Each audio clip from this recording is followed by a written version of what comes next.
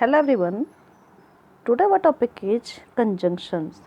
Conjunctions are also called joining words. Conjunctions को joining words भी कहा जाता है. Conjunctions का यूज किया जाता है टू sentences को join करने के लिए या टू phrases को या टू words को join करने के लिए यूज किया जाता है conjunction का. और इस वीडियो में आज हम डिस्कस करने जा रहे हैं use of although, if and when का.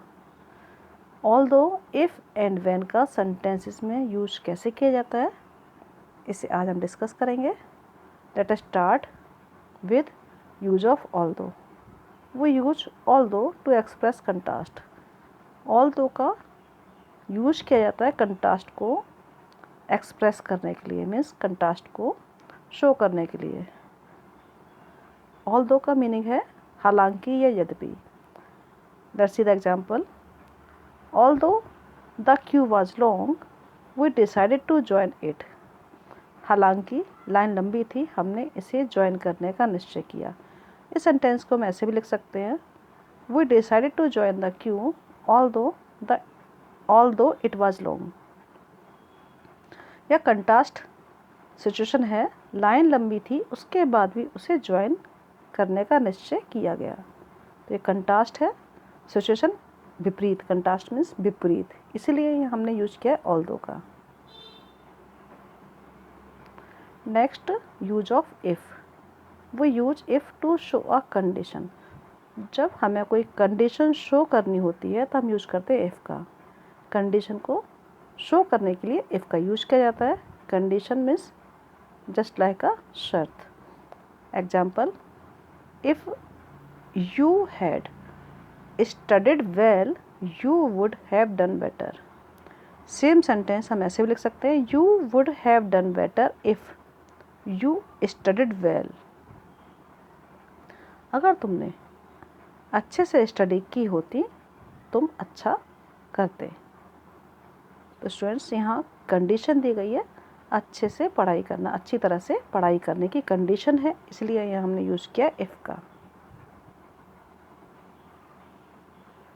Next, use of when. वो use when to express time related situation. जब कोई सिचुएशन टाइम से रिलेटेड हो तब हम यूज करते हैं व्हेन का. व्हेन का यूज किया जाता है टाइम से रिलेटेड सिचुएशन को शो करने के लिए. इसका एग्जांपल देखते हैं.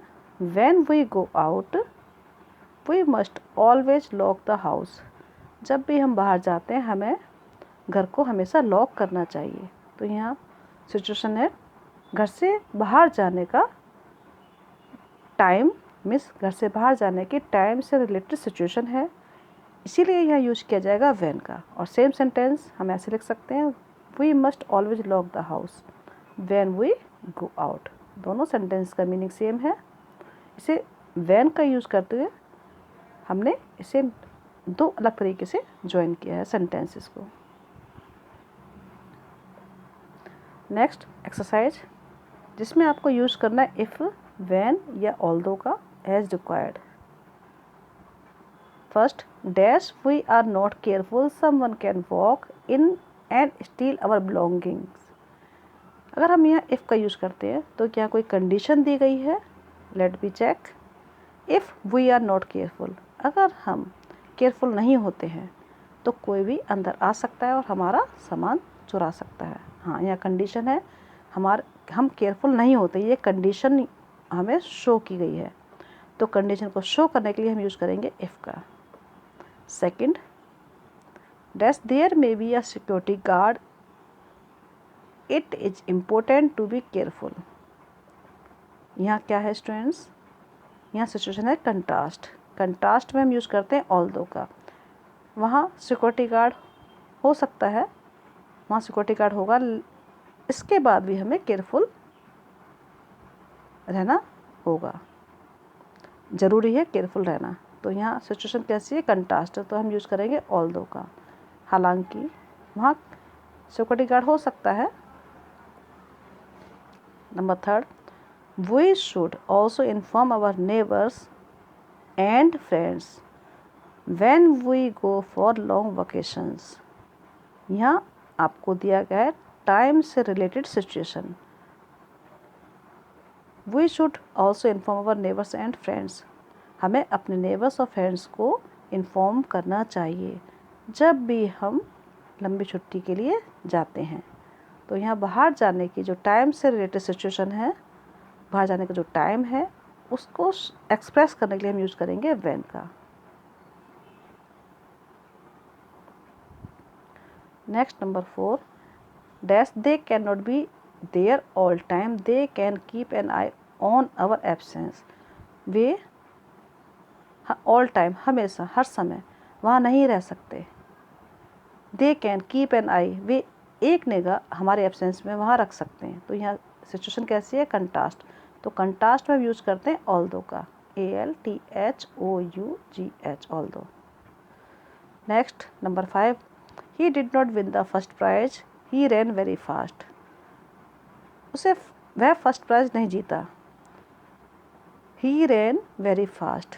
तो सिचुएशन कैसी है, कंट्रास्ट है फिर से।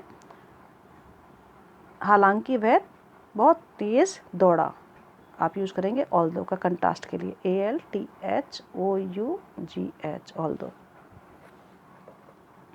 6, she will attend office, she keeps well. वह ऑफिस अटेंड करेगी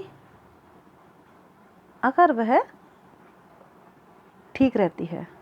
आप यूज़ करेंगे इफ़ का, कंडीशन है उसके ठीक रहने की। Number 7, he woke up dash the alarm wrong.